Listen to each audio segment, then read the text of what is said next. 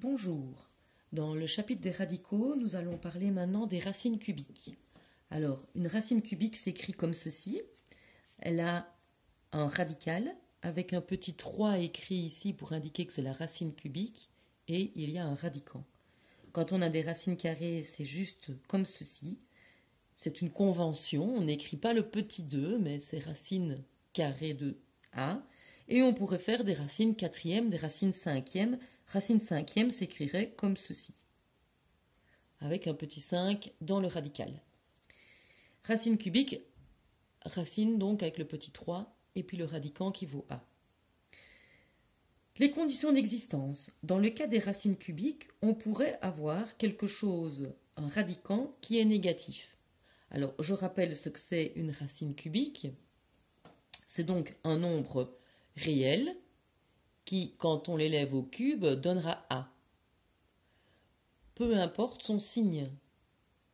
Si on a racine cubique de moins 27, ça va donner moins 3. Parce que moins 3 fois moins 3 fois moins 3, ça va me faire moins 27.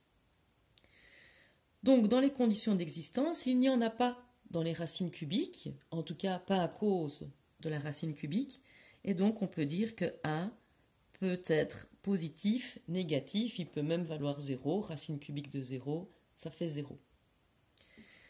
Regardons un petit peu maintenant les simplifications des racines cubiques. Nous allons d'abord mettre les conditions d'existence. Les conditions d'existence ici, donc on a dit que c'était une racine cubique, donc on pourrait dire que les lettres appartiennent à R, mais ici il faut quand même faire attention qu'il y a un dénominateur, donc il y a ça intervient quand même toujours.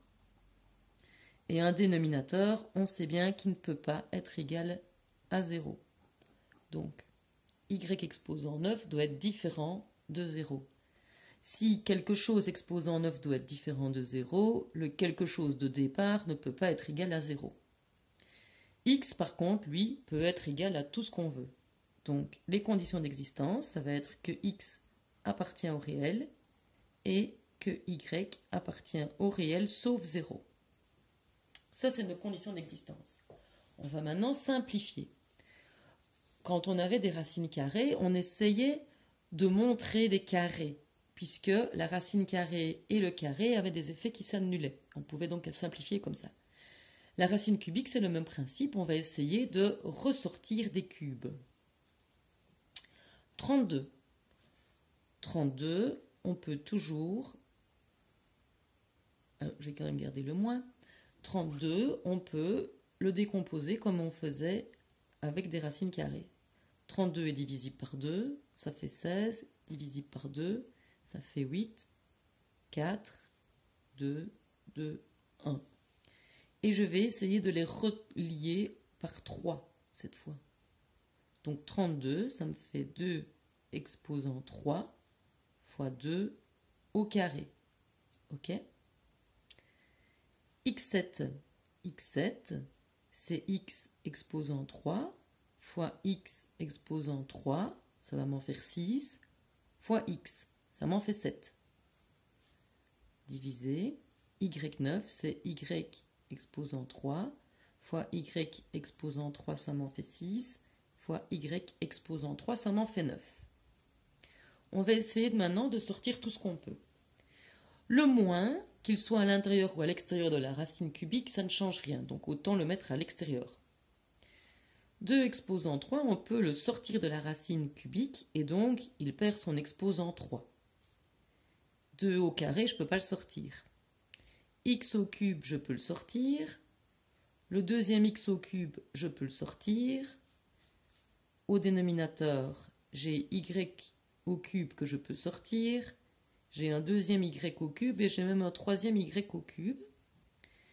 Qu'est-ce qui me reste maintenant à l'intérieur de ma racine cubique? Il me reste 2 au carré.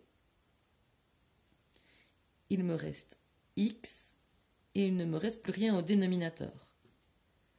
Ce qu'il fait, si on écrit ça un petit peu plus esthétiquement, 2x carré sur y au cube, racine cubique de 2 au carré, c'est 4x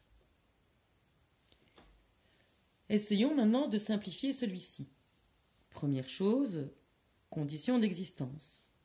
Il n'y a pas de dénominateur, les racines sont cubiques, on peut dire que A appartient au réel. Il peut être remplacé par un nom positif, négatif, peu importe. De nouveau, on va essayer de mettre en évidence les cubes. Donc A exposant 4, c'est A au cube fois A. Bon, 4 c'est 2 au carré, donc ça n'ira pas. Et ça c'est A au carré, ça n'ira pas. On va essayer de sortir tout ce qu'on peut. Donc ici j'ai un A qui va sortir.